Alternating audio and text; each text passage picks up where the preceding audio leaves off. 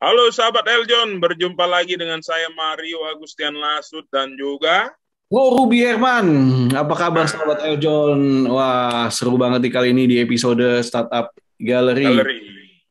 Bakal bahas bagaimana nih startup ya memberikan solusi kepada user. Oke, Bro Mario, Betul. kali ini kita mau bahas tentang startup apa nih? Nah, begini Bro Ruby. Jadi saya hari ini mendatangkan spesial nih untuk sahabat Eljon yang sedang menonton acara kesayangan yang selalu memberikan inspirasi bagi sahabat Eljon yang mau berusaha, berbisnis, ataupun berkolaborasi sama startup-startup yang ada di Startup Gallery. Nah, episode kali ini kita langsung mengundang dari yang punya ekosistem startup, bro. Jadi, Ekosistem. Nusatech.id ini merupakan ekosistem startup kayak di luar negeri kan, kayak Google, Alphabet gitu ya. Nah, ini juga Nusatech.id ini merupakan ekosistem startup, startup studio, dan venture builder untuk startup-startup di Indonesia. Yang beberapa startup sudah kita pernah undang, Bro Ruby, sebelumnya. Iya, iya, Gitu kan. iya. Nah, ini holdingnya nih, baratnya nih. Oke. Kita langsung sapa saja Bapak Antonius Widiartono, founder dari nusatech.id. Halo, Halo, Pak halo Antonius. sahabat Eljon, Mas Mario, Mas Ruby, salam kenal Halo. dari Yes. Nusatek.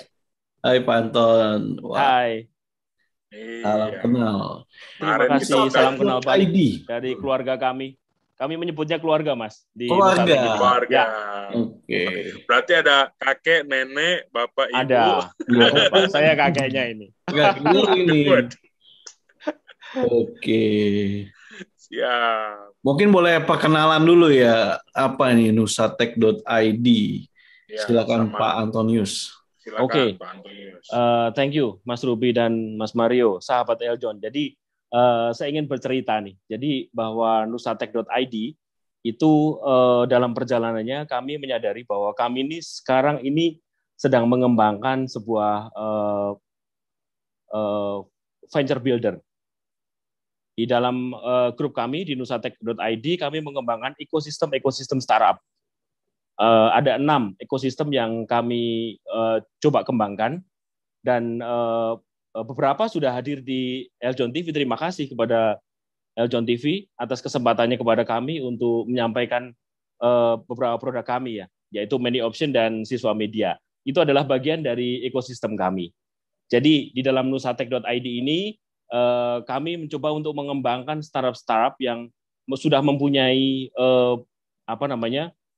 visi bisnis yang cukup major. Kemudian kita akan kembangkan dan tentu saja kita akan membantu dari sisi operasional dan juga di pendanaan awal. Jadi oleh sebab itu kita menyebut Nusatek ID ini sebagai venture builder, atau kalau kita lihat di literatur mungkin semacam kayak startup studio seperti itu. Kira-kira seperti itu sepintas mengenai Nusatek.id, dan seperti nama kami Nusatek itu diambil dari kata Nusantara. Jadi sebenarnya di dalam visi kami dalam mengembangkan bisnis ini, kami selalu berorientasi pada bagaimana mengembangkan Indonesia, ekosistem digital Indonesia di masa depan. Saya kira itu perkenalan singkat dari kami Nusatek. Terima kasih, Mas. Wow, mantap. Nah, bicara soal tadi Nusantara, Indonesia. Nah, bagaimana Pak Anton sendiri memandang khususnya di Indonesia nih perkembangan startup-nya sendiri nih. Apalagi kan juga sesuai dengan ininya tagline-nya juga ya, ekosistem. Ya, bicara soal ekosistem digital dan lain-lain. Nah, gimana nih pandangan Pak Anton? Katanya kan kakeknya nih, kakek melihat Siap. mungkin cucu-cucu. Silakan. Oke, jadi sebenarnya kita melihat startup di Indonesia itu, kalau kita berbicara mengenai 12-15 tahun yang lalu, sebenarnya kita sudah melihat bahwa startup tumbuh itu di awalnya sangat berat, Pak.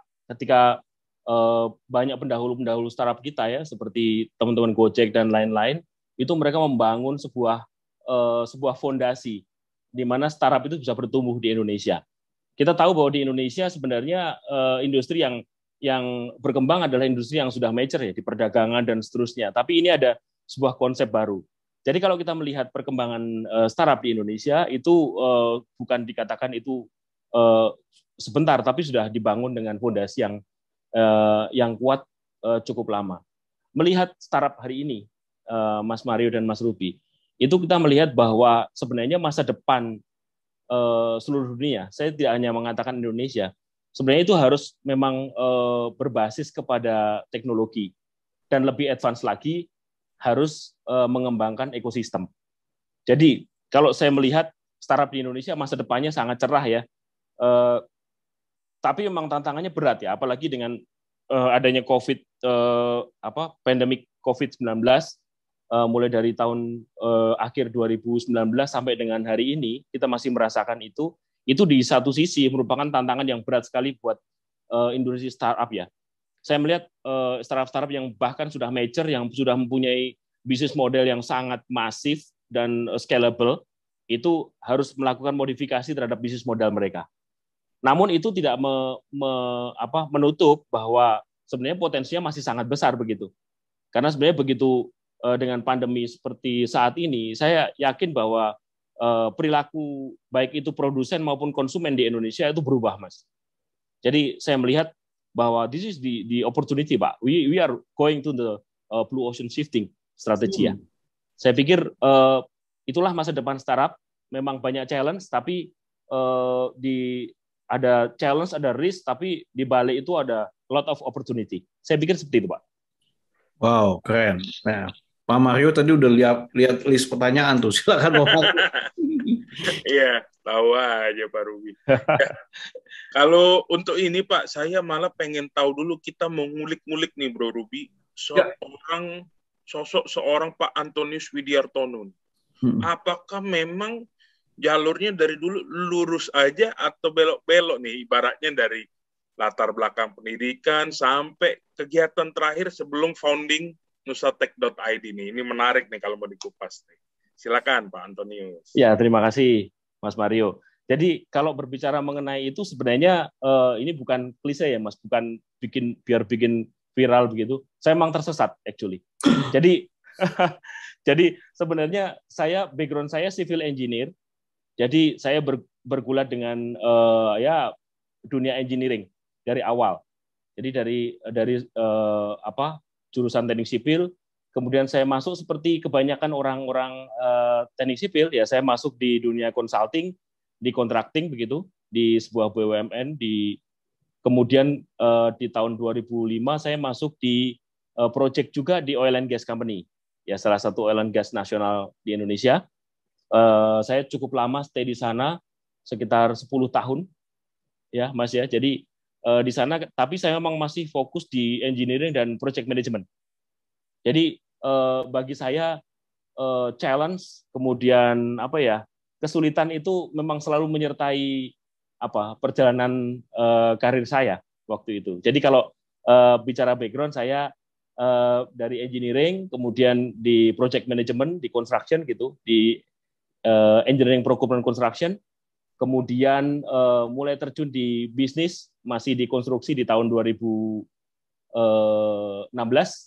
kemudian kita mulai bisnis di IT ini 2017 sampai sekarang. Kira-kira seperti itu ya. Jadi tersesat yang menguntungkan ya Pak. Right, ya. Actually nggak ada yang tersesat yang merugikan, kemudian nggak ada. Asal kita bisa melihat the right side-nya gitu ya. The bright side ya di balik tersesat itu. Right. Ya. Betul. Iya. Yang nyesatin masih ada kan? Oh ada. Dan itu saya sangat berterima kasih dan bersyukur. Sebenarnya setiap kejadian itu akan membawa kita pada suatu kebaikan lah. Saya percaya itu, Mas. Oke. Ya, Pak Antonius mungkin melihat perbedaan atau persamaan di dunia engineering sama startup nggak, Pak Antonius? Perbedaan sama persamaannya mungkin. Soalnya mungkin untuk teman-teman sahabat Eljon yang nonton mungkin juga ada yang engineering juga nih. Bisa jadi. Nah, kasih gambaran nih kalau startup biar nggak kaget-kaget banget lah mereka kan. Nih persamaannya, ini perbedaannya nih. Nah, kira-kira yang mirip-mirip sama yang beda apa nih Pak Antonius? Nah, ini pertanyaannya sangat menarik, Mas. Sebenarnya ini bukan masalah perbedaan atau kesamaan, Mas. Tapi sebenarnya apa yang menjadi beneficial bagi seorang engineer atau orang yang bergelut di bidang project management itu masuk di dunia startup.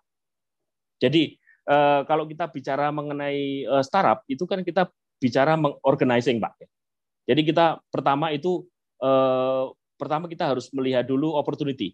Nah, kalau opportunity ini nggak ada, Mas, di engineering nggak ada ya, masih tipis-tipis saja di sana. Namun ketika kita sudah bisa menemukan opportunity, maka kita akan melakukan melakukan assessment terhadap bisnis model. Setelah kita melakukan assessment terhadap bisnis model, kita harus to validate market, Mas. Apakah market yang kita bidik ini nih tepat nggak gitu? Apakah pasti jadi? Enggak, berdasar pengalaman saya. Berkali-kali kita harus melakukan trial terhadap percobaan bisnis model sehingga kita bisa mendapatkan suatu model bisnis yang tepat, yang valid marketnya. Nah, setelah kita mendapatkan market yang valid, itu kita akan berbicara mengenai membangun bisnis, baik itu dari sisi organisasi operasional maupun dari sisi software development.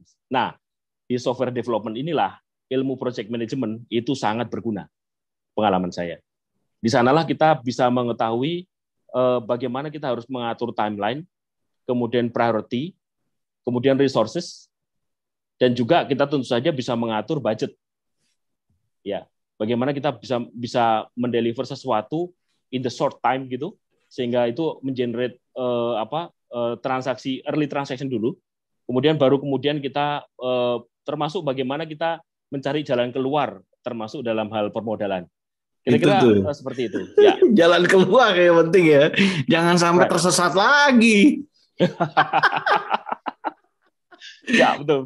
Iya, tersesat dalam tersesat ini.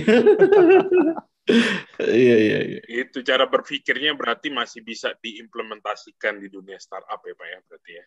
Sangat bisa. Jadi bagi teman-teman yang punya background engineering itu saya pikir bukan halangan ya untuk masuk di dunia ini. Asal yang penting itu adalah mempunyai mental entrepreneur dahulu.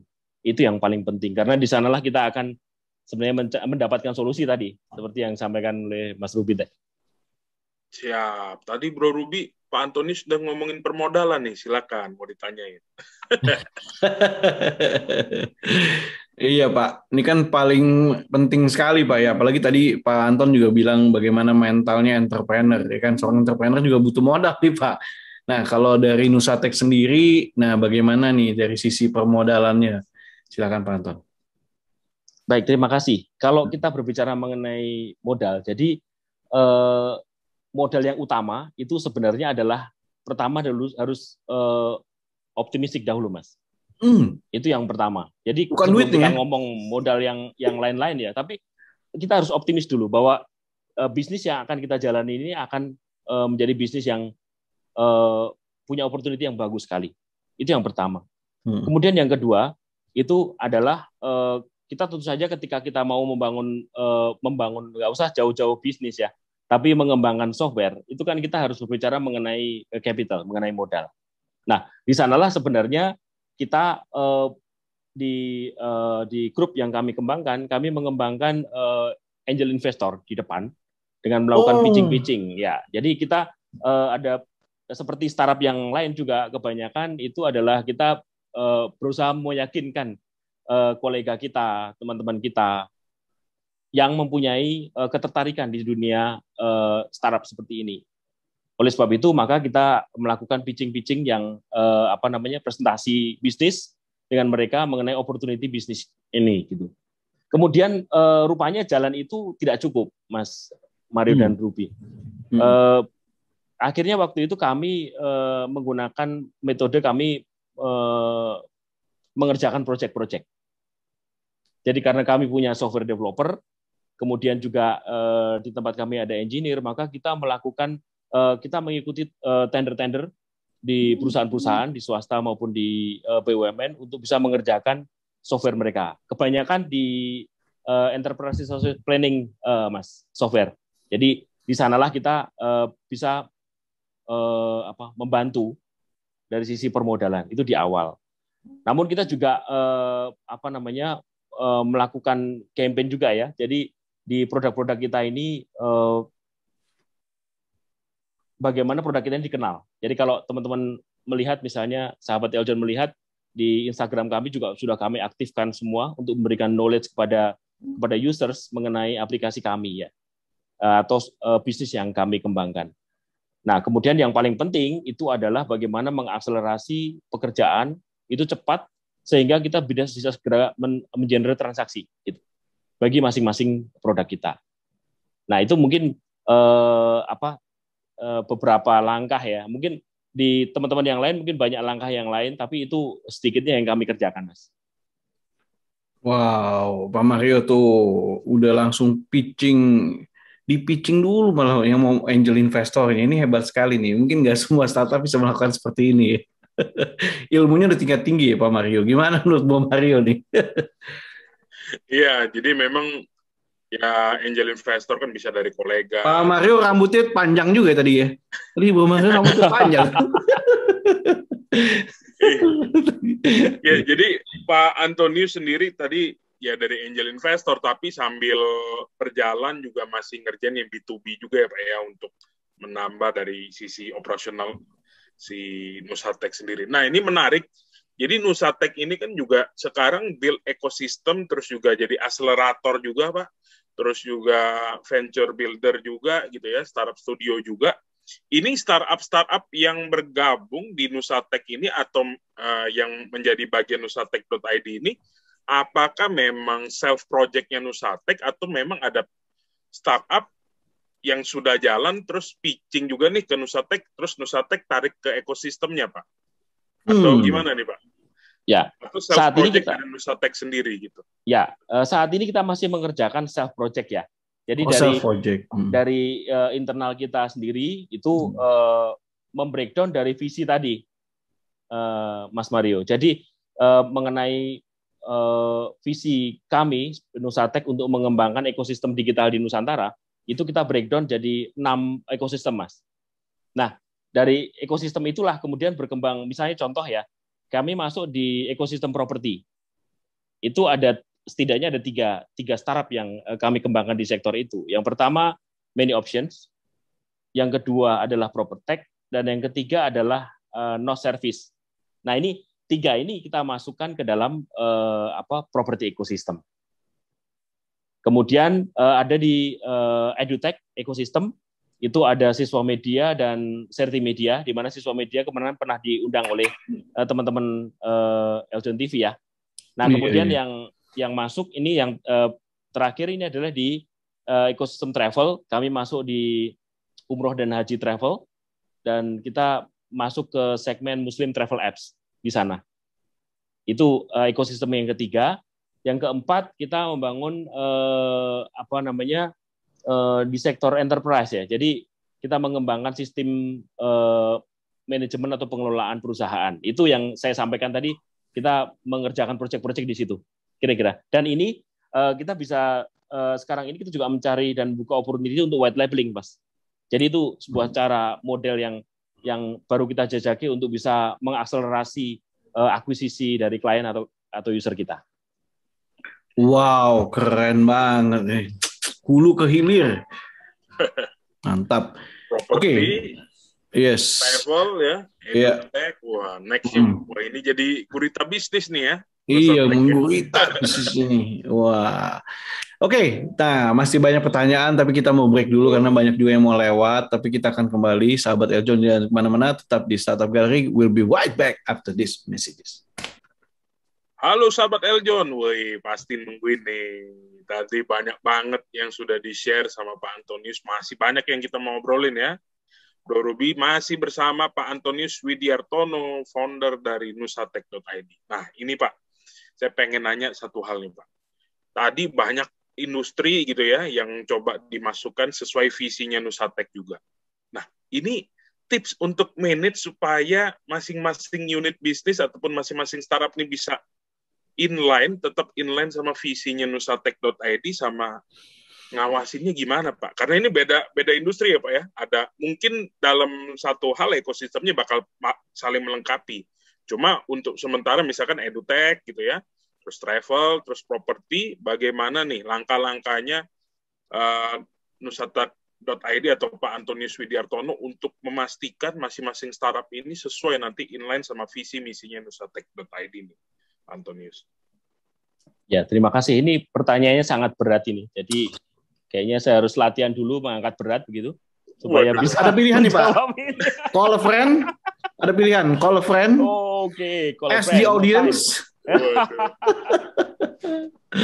Oke, thank you. Saya coba untuk apa ya? Bukan menjawab ya, hanya untuk memberikan gambaran saja. Jadi memang challenge-nya, Pak, dalam membangun ini itu adalah satu adalah mencari bisnis model yang tepat dulu. Itu yang pertama. Kemudian tadi saya sampaikan adalah memvalidasi market. Nah, yang penting Pak, itu adalah bagaimana kita bisa menemukan ya Mas ya, menemukan founders, orang yang tepat yang akan menggawangi bisnis kita ini. Itu yang penting. Di sini menemukan dan membangun. Jadi saya bilang menemukan atau membangun, Pak. Jadi ada beberapa teman kami, misalnya seperti yang di foundersnya Many Option dan di foundersnya Siswa Media, mereka juga terlibat di Founders Institute ya. Mereka juga belajar di sana. Jadi bagaimana menjadi seorang founders. Memang banyak yang harus kita kembangkan untuk menjadi seorang founders karena skillnya itu benar-benar harus multi skill ya, mulai dari yang teknis dan non teknis. Itu semua harus dikembangkan. Nah, bagaimana memanage itu adalah di grup kami itu ada namanya acceleration room. Jadi di situ itu adalah suatu ruangan di mana kalau saya menyebutnya, teman-teman juga menyebutnya itu seperti ruang kelas, Pak. Jadi kita selalu membuka ruang kelas bagi teman-teman begitu. Dan yang paling penting adalah bahwa teman-teman itu harus mempunyai rencana bisnis yang jelas. Jadi kami menggunakan banyak tools ya yang ada, yang baik itu yang free maupun kita menggunakan grup chat, kami menggunakan banyak tools yang bisa kita gunakan untuk mengkolaborasi itu. Namun yang paling penting adalah bagaimana kita visi kita itu bisa tertuang di dalam bisnis plan yang detail dan matang. Kita menggunakan seperti MS Project dan lain-lain begitu ya untuk memonitor proyek-proyek itu. Dan juga kita melakukan spesialisasi, Pak. Jadi ada teman-teman yang memang spesialisasi untuk membuka partnership, itu ada. Kemudian ada teman-teman yang memang sangat detail dalam melakukan eksekusi proyek dan perencanaan, itu ada. Kemudian ada teman-teman yang memang mengerti background financial. Jadi untuk menghemat cost, Pak, biasanya kami di support itu kami kerjakan di holding, Pak. Jadi ini adalah ada sebuah misalnya seperti HR, kemudian finance, kemudian dari sisi partnership dan lain-lain itu dikelola di holding. Jadi ini akan akan cost efisien di sisi startup-startup itu gitu. Nah, itu mungkin adalah jadi kuncinya adalah di perencanaan bisnis yang terus dipertajam begitu dan harus dimonitor. Setelah dibikin, dimonitor dan eksekusinya harus dikawal terus. Kira-kira seperti itu, Pak. Sama tadi satu kuncinya tadi Bro Ruby, foundersnya. Iya, sistem kalau foundersnya nggak bisa ditemukan dan dibangun, wah susah itu jalaninnya, Pak ya. Mesti nanya nih tips membangun dan tips memilih itu, menemukan founder seekers. Waduh. Atau ada ininya ya. Founder builder. Iya tuh. Ya makanya tadi ada lab-nya juga tadi. Iya. Di Nusatek juga ada kayak programnya, terus juga belajar bareng, terus juga masuk juga ke Founders Institute tadi. Jadi emang udah diperhatikan banget sama teman-teman holdingnya nih Nusatek. Iya. Nah, hebat Pak Antonius, saya dapat bocoran nih perjalanannya nih Pak ya. 2017. Dari siapa Pak? Dari siapa?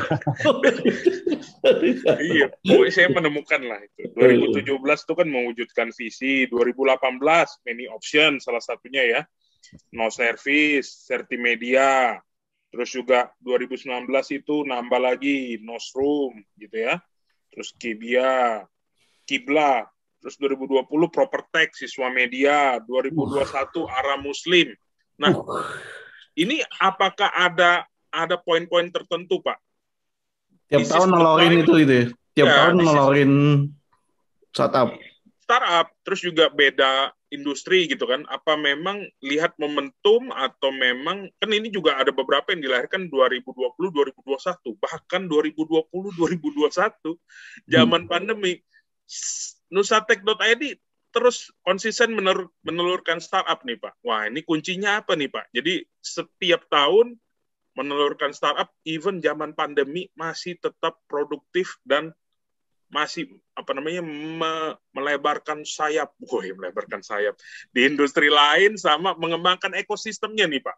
Nah, ini kuncinya apa nih, Pak? Jadi maksudnya apakah tadi lihat di marketnya atau memang visinya memang untuk bantu mengembangkan ekosistem startup di Indonesia atau apa nih, Pak? Karena saya cukup ini, Pak, cukup salut juga di mana di masa-masa pandemi mungkin shrinking tapi Bapak tetap konsisten menelurkan startup baru nih, Pak. Silakan, Pak. Ya, jadi terima kasih, Mas. Jadi tujuannya bukan untuk mengenerate startup baru sebenarnya. Oke. Seringkali ini berawal dari sebuah challenge atau kebuntuan dan menghasilkan solusi. Solusinya itu yang membuat ya, contoh ya, ini ya Pak ya. Kami waktu mengembangkan many options, itu kan kami masuk di segmen yang spesifik, Pak. Yaitu di apartemen dan apartemen dahulu. Ternyata kebutuhan di apartemen itu tidak hanya di customer saja, tapi juga si building management ya atau pengelola gedung ini ya dia punya requirement tersendiri, Pak. Nah, kemudian many option sudah waktu itu sudah digunakan cukup banyak, Pak, dengan fitur MVP 1. Namun demand dari building management karena kita ini menjembatani antara building management dengan penghuni kan, Pak. Nah, maka kebutuhan dari building management ini harus kita penuhi juga begitu. Nah, untuk bisa membuat sistem kami itu lebih banyak digunakan secara luas dan lebih banyak digunakan oleh users, maka kami mencoba untuk mengakomodasi kebutuhan dari building management, Mas. Oleh sebab itu di tahun 2020 kalau tadi Mas Mario lihat itu kita juga mengembangkan ProperTech. ProperTech itu khusus untuk facility management system. Jadi antara facility management system dan many option ini membentuk sebuah ekosistem di dunia properti gitu kira-kira. Akhirnya many option sudah menancapkan benderanya sebagai residential apps, Pak. Jadi kira-kira seperti itu, latar belakangnya seperti itu. Jadi saling melengkapi kita juga, ya, Pak ya. Betul, dan kita selalu untuk sebenarnya juga tadi disampaikan itu kenapa? Karena kita juga mencoba untuk mencari cara yang paling efisien untuk bisa mendapatkan market, yaitu jadi melalui B2B dahulu. Ketika kita berbicara dengan developer, dengan building management, maka kemudian itu akan digunakan oleh penghuni di situ. Nah, itulah untuk bisa reach our market di customer-nya. Jadi berawal dari B2B, kemudian lari ke B2B2C. Nah, kita tidak tahu apakah nanti akan kemudian berujung kepada B2C atau C2C. Saya pikir jadi sebenarnya tidak seperti yang dibayangkan oleh Mas Ruby dan Mario bahwa ini spreading nggak keruan gitu. Sebenarnya kita berangkat dari sebuah market yang spesifik sebenarnya. Itu juga terjadi di sektor yang lain, kira-kira. Baru clear nih Pak, benang merahnya. Karena kelihatan kan, wah ini telurin. Nah, tadi Pak Antoni sudah kasih tahu strategiknya bagaimana saling melengkapi ya Pak ya. Jadi bisa jadi strategi go to market juga nih untuk nusatek.id. Ketok dulu lewat B2B. Wah, saya juga ada nih B2B2C. Makan juga di situ ya Pak ya, kurang lebih begitu ya Pak. Dan B2B-nya ini juga tidak hanya dedicated dengan partner kami juga, Mas Ruby.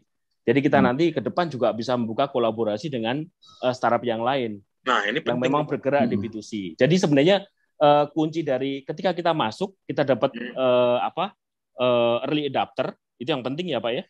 Kemudian mengenerate transaksi di situ. Kalau di residential kita yang kita target adalah GTV begitu. Nah, kemudian kita menginjak ke B2C-nya. Nah, namun si B2B ini juga terbuka kemungkinan juga untuk bisa kolaborasi dengan B2C startup yang lain. Saya pikir kolaborasi seperti ini nanti kita akan lihat Pak. Sebenarnya market itu kan tidak bisa kita dikte ya. Market itu kan terbentuk dengan Dinamis ya, Pak. suatu proses, ya betul. Saya kira seperti itu.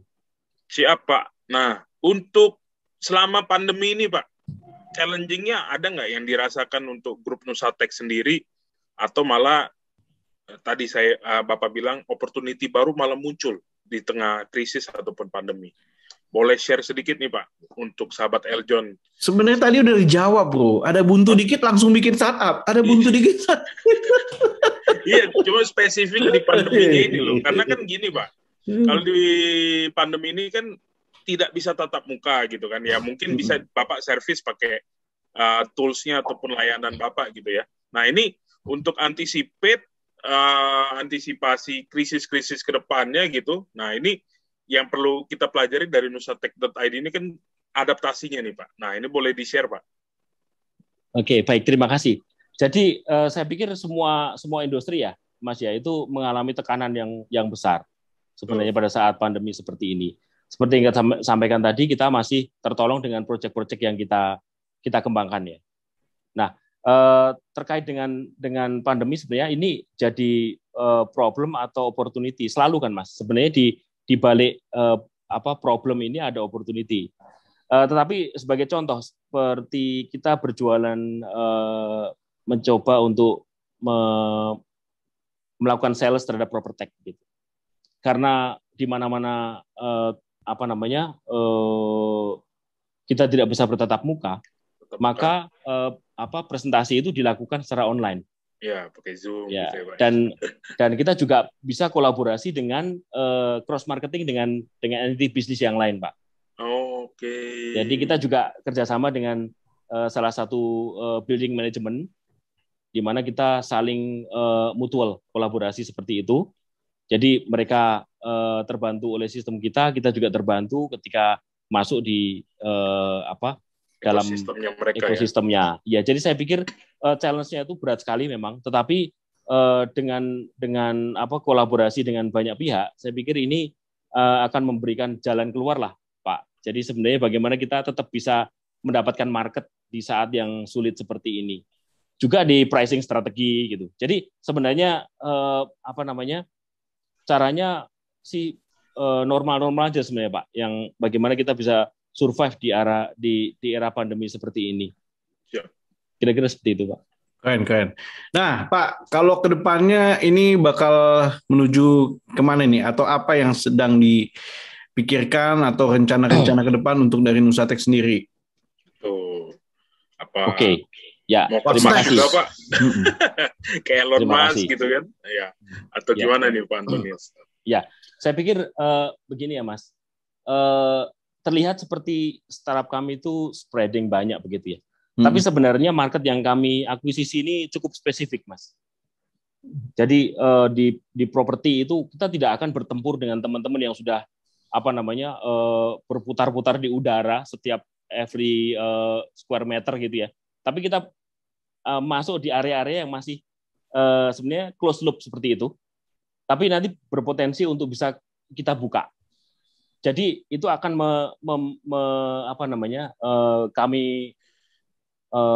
kami harapkan itu akan menekan biaya akuisisi customer kita. Namun kita bisa mensatisfy market itu dengan bagus karena kita sudah masuk sebagai sebuah ekosistem. Jadi dari sisi manapun itu mereka akan terbantu dengan kehadiran kita. Saya kira dari situ kita akan baru kemudian ketika kita mengakuisisi market yang spesifik, kemudian kita baru melihat opportunity, apalagi kalau kita udah ngomong kolaborasi ya, Mas ya. Jadi kita banyak sekali berbicara dengan teman-teman startup yang lain juga untuk bagaimana bisa dan surprising, Pak. Jadi sebenarnya mereka itu ketika kita ajak untuk berkolaborasi, mayoritas mereka sangat senang, Mas. Karena sebenarnya market itu makin demanding ya terhadap value-value yang mereka ingin dapatkan. Ya, melalui mengkolaborasikan produk kita dengan produk yang lain, saya kira.